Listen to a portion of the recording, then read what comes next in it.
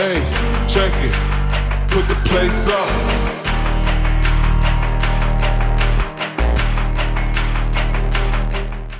Hello and welcome to the Bear Down Breakdown here on Sports Tree Ltd. Folks, I'm Connor Roundtree and we've got a great show lined up for you today. We've got our divisional matchup preview show. We're going to run down each one of the matchups in chronological order and give you our 3 keys to each game as well as our picks. But we're going to get it all started with our news and notes from around the NFL. Starting with Bill Belichick, he turned down the Presidential Medal of Freedom from Donald Trump earlier this week. Deshaun Watson, well, he wants out of Houston. A lot of players are agreeing with him, and Miami seems to be a likely destination. A lot of people around the league are saying Tua for Watson in a mega deal. And then at Hallis Hall up in Chicago, it has been announced that Matt Nagy and Ryan Pace are safe. And the question is, why is Ryan Pace safe? Here's an interesting statistic brought up by Chris Emma. There are 12 lead football executives in the NFL who have been at their position since 2015 or longer. Of that group, 6 have overseen Super Bowl championships. Only 2 of that group have never won a playoff game. The Bears' Ryan Pace and the Bengals' Mike Brown. Mike Brown owns the Bengals.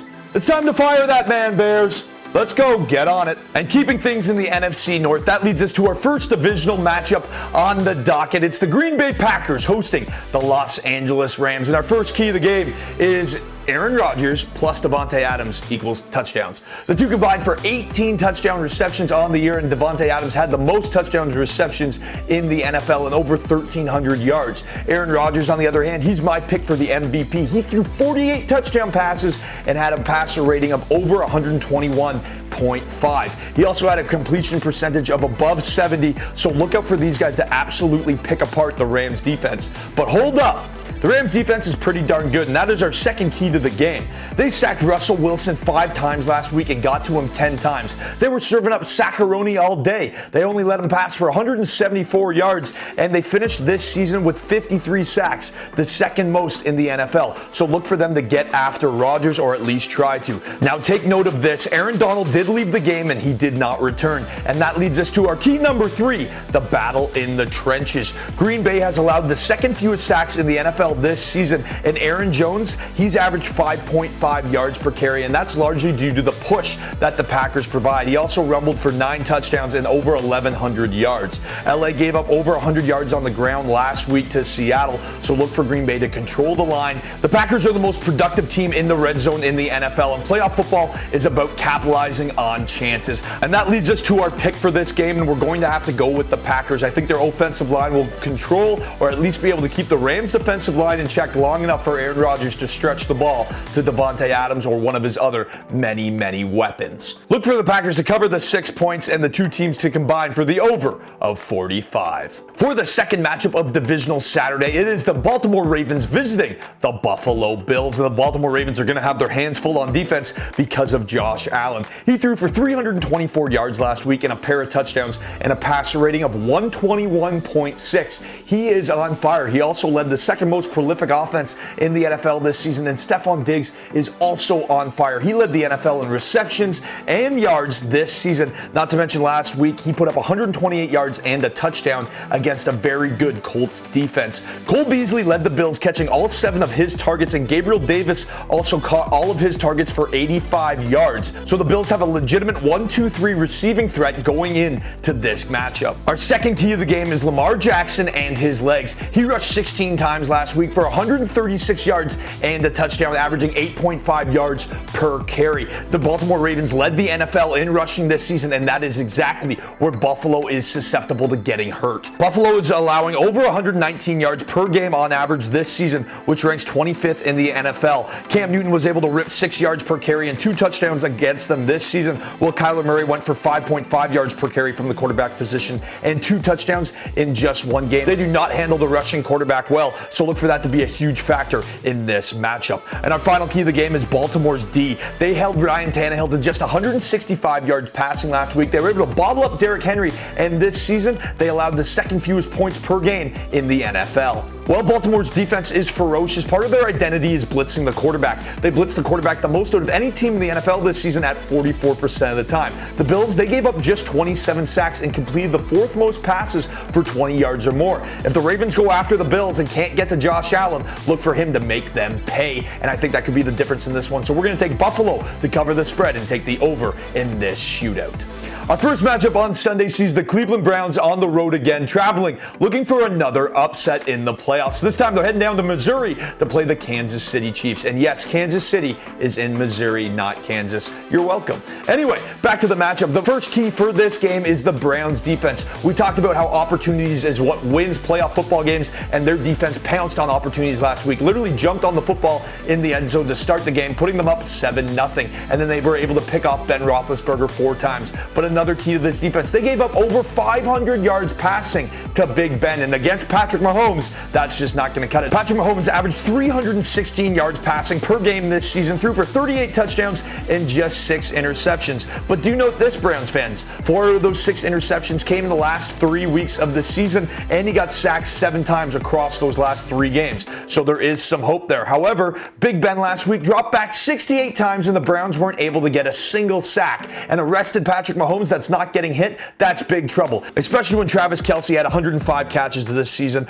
11 touchdowns and 1,400 yards. Then you have Tyreek Hill, who led the team with 15 touchdowns, and Hardman, Watkins, and Robinson all had over 400 yards receiving this season. And the very important stat, they had the most TDs of 20-plus yards scored. So they are extremely explosive. And then in the backfield, if Allaire can't go, they have Le'Veon Bell, whose resume speaks for itself. So Cleveland is going to have their hands full. But if we're going to talk about running backs, then we have to go to our third key of the game, that two-headed monster that is the Browns backfield. Nick Chubb scored 12 times this season on 5.6 yards per carry and over 1,000 yards, and he missed 4 games this season. Hunt, he was an animal last week with over 6 yards per carry and a pair of touchdowns. And KC's rushing defense is their kryptonite that the Browns can and have to exploit to be successful. Not only will it allow them to manage the clock, but KC gave up 4.5 yards per carry and over 102 rushing yards per game this season. And the last back that we have to look out for in the Browns backfield is their quarterback, Baker Mayfield, and he baked up a playoff pie last week, throwing for over 260 yards, 3 touchdowns, and a passer rating of 115. Yep, that's pretty darn good. And even better is the Browns O-line. They've done a great job. They allowed just 26 sacks this season, ranking 8th in the NFL, and they were missing their head coach and their O-line coach last week, and they were still able to dominate a Steelers D-line, allowing 0 sacks on 34 passing attempts, and that's a darn good Steelers D-line with a TJ Watt, who led the NFL in sacks. Also note that they were 3rd in red zone scoring, and the Chiefs were dead last in red zone defense. Look for the Browns to be able to hammer the ball in. Baker Mayfield's passion and exuberance makes it hard not to believe that the Browns will be able to cover 10.5 points. The spread started at 11, and before it goes down to 10, make sure you get it at 10.5. So take the Browns with a 10.5, and then make sure you take the over of 55.5 points in this one. But I do like Kansas City to squeak out on top. And our final matchup of the divisional weekend is the Tampa Bay Buccaneers visiting the New Orleans Saints, who have had their number this season. But look out, playoff Tom is here, and he is playing well. Over the last 5 weeks, Tom Brady has had a passer rating of at least 100. This season, he had a passer rating average of 102, and he threw for 40 touchdowns. Antonio Brown is also on fire. He scored in 4 straight games, and Mike Evans led the way last week, and Chris Godwin was able to score a touchdown as well. Cameron Brate had 80 yards, so Brady's got a lot of weapons to work with. But that leads us to key number 2. New Orleans defense going no, no, no. They ranked 4th in passer rating surrendered and 5th in yards per game this season. They were also one of 2 teams to hold opposing quarterbacks to a completion percentage under 60%. They were top 10 in sacks and top 5 in QB hits. Washington was able to sack Tom Brady 3 times last week, and guess what? Well, the Bears, they ran for just 2.5 yards per carry against their defense, so you know the Saints can stop the run as well. They're also one of 5 NFL teams that held their opponents to under 100 yards rushing per game on average. So if the Saints can hold Tampa Tom in check, the third key to the game is the Saints' skill position, especially Alvin Kamara. He leads the Saints in reception and the NFL in touchdowns this season. Mike Thomas, well, he looks healthy. He had 5 grabs last week and a touchdown. And don't forget that Heineke on Washington went for over 300 yards against the Bucs last week, and that's just not going to cut it against New Orleans and all their weapons. Breeze has the 2nd highest completion percentage in the NFL. I do think that will be the difference in this game. Drew Brees' ability to get the ball to his skill position players timely and effectively. Despite Tampa Bay's ferocious pass rush, Drew Brees has only been sacked 13 times in 12 appearances this season, and he has a 120 passer rating against the blitz. So if Tampa Bay doesn't get there, it could be a very long night for Bucs fans. I like the Saints to cover the 3 points, and I like the under in this one. Now that you have all that information, put it to good use in our bracket challenge. Head over to SportsTree, select the bracket challenge, and enter your bracket. A chance to win $500 for the winning bracket. It's based on points. 1 point for the first round, 2 points for the second round, and 3 points if you select the Super Bowl winning team. The tiebreaker is the most points scored in the Super Bowl without going over. And again, the winner will get $500. And remember, an upgrade in subscription is an upgrade and a chance to win. You can have up to 5 bracket challenge entries starting this week. The brackets will close Saturday before kickoff. And as for our trivia question this week, the NHL faces off tonight, so we're going to give a little love to our hockey fans out there. Who is the only player to score a goal in both the Stanley Cup Finals and the regular season within the month of September? That's your trivia question. Head over to SportsTree, fill it in, and that gets you in for your chance to win a pair of NFL tickets for next season.